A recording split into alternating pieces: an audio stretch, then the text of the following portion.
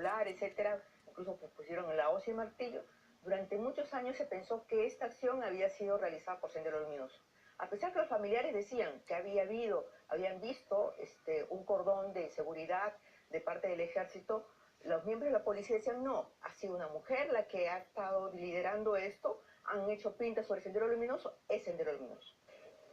Es recién en el año 2006, cuando un grupo del destacamento Colina decide acogerse a la colaboración eficaz, que sale a la luz gracias a sus propias declaraciones que esa matanza había sido ejecutada por ellos y no por terroristas, como se pensaba hasta ese momento, y que la incursión en Pativilca había sido realizada como parte del plan de operaciones Ipango, aprobado por la Dirección de Inteligencia del Ejército y que, como se demostró en el juicio por los casos Barrios Altos y La Cantuta, Fujimori conocía.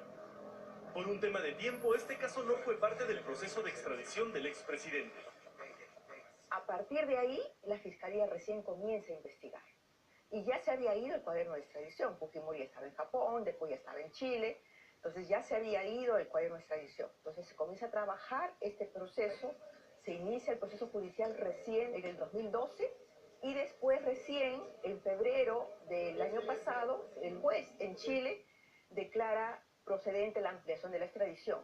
La defensa de Fujimori apela a esa decisión y la Corte Suprema de Chile recién el 5 de junio del año pasado decide aprobar la extradición. En este punto surge la interrogante. ¿Se debe aplicar el derecho de gracia a Fujimori por este caso y sustraerlo del proceso que existe y que sigue en curso? La propia Constitución establece un límite al derecho de gracia. Solo se puede otorgar en beneficio de los procesados en los casos en que la etapa de instrucción haya excedido el doble de su plazo más su ampliatoria. El Código de Procedimientos Penales de 1940, vigente a la fecha, sostiene que en casos complejos la instrucción puede durar 8 meses y ser ampliada por 4 adicionales. O sea, 12 meses que multiplicados por 2, como señala la Constitución, arrojan un total de 24 meses. Para la defensa de Fujimori, ese plazo debe contabilizarse desde el 2012, cuando se abrió un proceso por el caso, pero quedó en suspenso porque no era parte de los que estaban incluidos en el cuaderno de extradición. El proceso para Fujimori comenzó en 2016 y eso tampoco es correcto. ¿Cuándo comenzó? Mucho antes. ¿En qué año? 2012. Pero quedó suspendido, digamos, no se le pudo interrogar a Fujimori. Que haya quedado suspendido por efecto de la consulta a Chile no quita que el proceso para él comenzó en 2012. Pero para la defensa de los familiares de las víctimas, el plazo solo podría contarse desde el año pasado, cuando la justicia chilena autorizó al Estado peruano a procesar a Fujimori por el caso Pativilca. En este caso, Alberto Fujimori no fue sometido ni siquiera a interrogatorio sobre eso, porque no se le podía dar ni siquiera interrogar sobre este caso hasta que Chile autorizara. Entonces, por lo tanto, su incorporación al proceso judicial es a partir de que la Corte Suprema de Chile, en junio del año pasado, del 2017, autoriza que se le incluya a él como procesado en este caso. A partir de ahí que se cuenta.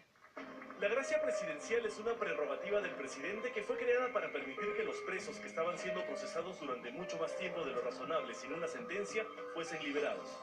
Sin embargo, en la resolución suprema firmada por Kuczynski el día de Navidad, la fundamentación del indulto es bastante breve. Y en el caso de la gracia presidencial, casi no hay argumentación que sustente el motivo para habérsela concedido. No hay ni por asomo ninguna preocupación por las víctimas, ni siquiera en la resolución, en la parte, como usted dice, en la parte de fundamentación. En la fundamentación, darse cuenta de que existía una parte que iba a ser afectada con la resolución. Por lo menos a ese nivel podríamos decir que el presidente se preocupó en algún momento de que existía otra cara de la moneda en su decisión, ¿no? Pero para el penalista César Nakazaki, ex abogado de Alberto Fujimori, no era indispensable fundamentar el derecho de gracia porque este estaría sustentado en los mismos motivos que el indulto humanitario. El tema concreto es el motivo. ¿Cuál es el motivo por el cual ya no puede ser sometido a proceso, no puede seguir en la cárcel? La razón humanitaria.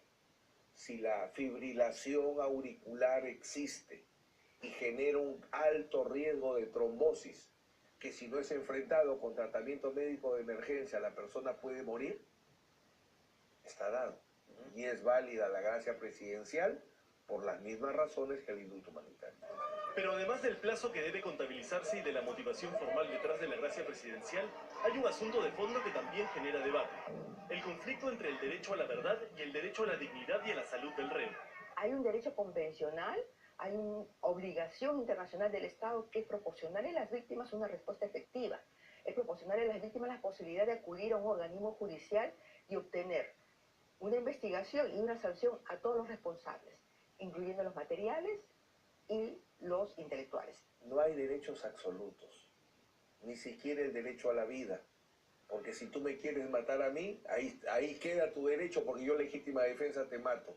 El derecho a la verdad también tiene límites. El derecho a la verdad genera de que el Estado tenga que hacer un proceso, una investigación que se conozca, pero no someter a proceso o a condena a un ser humano a cualquier costo. Yo tengo derecho a la verdad, pero si te da un infarto. Yo tengo derecho a la verdad, pero si te da un Alzheimer. Entonces el derecho a la verdad tiene límites. Yo veo aquí como predominante el derecho a la verdad. Y los problemas que se puedan suscitar de someter a una investigación, a un proceso, a un juzgamiento, a un sujeto como con la edad que tiene Fujimori o con las afecciones, pueden ser perfectamente salvables con otros mecanismos de videograbación, de interrogatorios especiales. Hemos visto a Fujimori que se puede trasladar en la medida en que sea posible trasladarse a un local determinado. Entonces se le pueden otorgar las facilidades necesarias para recoger su manifestación, por ejemplo, ¿no? El abogado del expresidente considera que esas facilidades se le podrían conceder a su defendido, pero solo como testigo, después de haber sido excluido como acusado del proceso. El proceso va a continuar, pero sin la participación de Fujimori como procesado. Si acaso la Corte podría solicitar la presencia testimonial de Fujimori, pero es una presencia Solo como testimonial, testigo. así es, porque ya fue objeto de una gracia presidencial y ya se extinguió la acción penal respecto de él en el proceso. Por tanto, el derecho a la verdad queda incólume, porque si lo que se quiere es saber la verdad, el proceso no se está cancelando. Lo que se está cancelando es la persecución penal del señor Fujimori en función a la dación del derecho de gracia. Pero para el ex procurador anticorrupción Iván Montoya, excluir a Fujimori como acusado del proceso podría convertir el derecho de gracia concedido en un generador de impunidad, pues la sociedad tiene derecho a conocer la verdad y a que se haga justicia. Es un derecho de la ciudadanía en general a saber qué pasó, quiénes fueron los responsables y que la justicia determine quiénes son objeto de sanción y a quiénes se les declara culpable o no. Entonces está en juego un derecho fundamental muy importante, o si usted lo quiere ver, un derecho humano muy importante, con una prerrogativa residual de épocas monárquicas. Ahora sabemos que la residencia donde vive Alberto Fujimori cuesta una mensualidad de $4.300, una cifra que según su médico y hombre de confianza Alejandro Aguinaga es pagada por un grupo de amigos del ex reo. Una de las críticas al indulto Fujimori era justamente que no hubiese pagado ni se hubiera comprometido a pagar ni un solo centavo de la reparación civil que le debe al Estado. Sin embargo, esta semana su abogado anunció que ha decidido pagar la reparación en la medida que le permitan sus posibilidades. Y como en el caso de la casa donde vive, también con una pequeña ayuda de sus amigos. Y por otro, va a ofrecer al Estado, en acuerdo para el pago de la reparación civil, un porcentaje entre el 20 y el 30% de cualquier ingreso que perciba de aquí en adelante. Cualquier ingreso, incluso ingresos acumulados, como el caso del tema de la Universidad Agraria de La Molina, y si acaso también el hecho de su pensión como expresidente, que es un tema que ya está en debate. El 2 de febrero, la Corte Interamericana de Derechos Humanos ha programado una audiencia para realizar el indulto a Fujimori. Esta semana, el tribunal rechazó el pedido del exmandatario para que su abogado exponga en la audiencia por no encontrarse legitimado para participar en el proceso.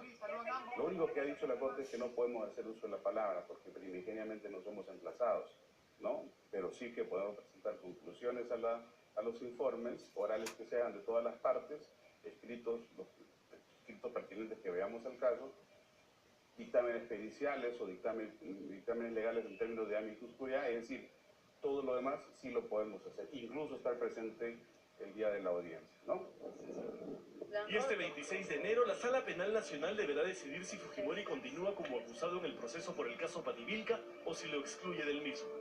La parte que considere que se trata de una decisión injusta apelará y será en última instancia la Corte Suprema la que tomará la decisión final. Mientras tanto, la posibilidad de que Alberto Fujimori vuelva a ser procesado, sentenciado y encarcelado por un crimen ejecutado bajo el mismo plan operativo que los casos Barrios Altos y La Cantuta, por los que ya ha sido condenado a prisión, sigue siendo una inquietante posibilidad.